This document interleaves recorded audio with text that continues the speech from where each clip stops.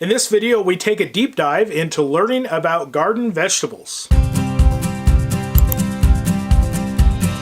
Hello and welcome to another lifeonourhomestead.com gardening video. My name is John, and if this is your first time here and you want to learn how to grow a successful garden, start now by subscribing and clicking the bell icon so you don't miss anything. In the last video, we covered growing what you eat.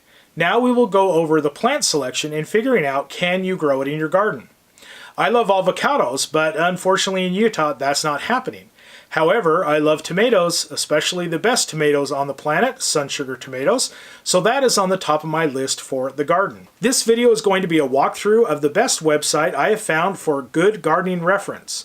I have a shelf full of gardening books, but I find this website meets the needs for a majority of my questions. The Utah State University Extension website is your go-to place for credible, researched advice on gardening.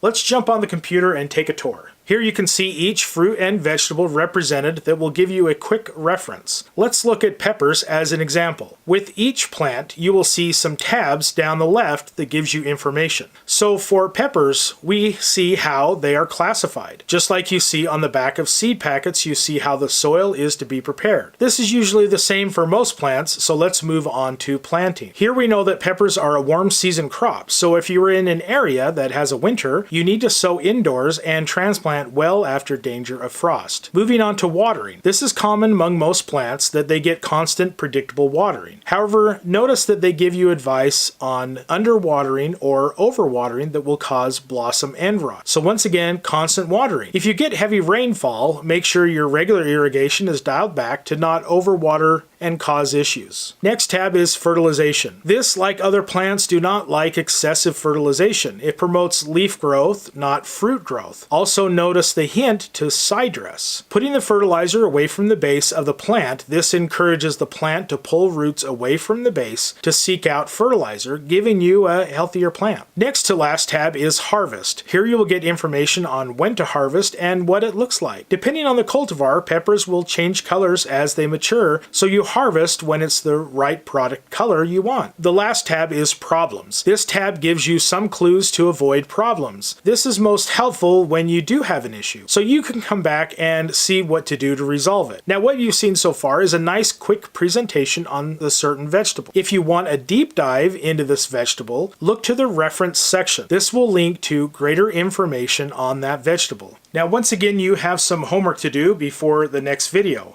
Grab your list of vegetables that your family will eat and the ones you want to grow, and go through each section of this website and learn about how to grow and harvest each of the vegetables on your list.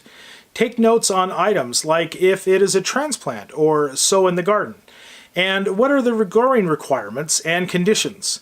In the next video, we will look at how to read seed packets and select the right cultivar for your garden. If you want to learn more about how to grow a successful garden, start now by hitting the subscribe icon so you don't miss anything. Thank you so much for watching. Now go enjoy your garden, and I'll see you next time.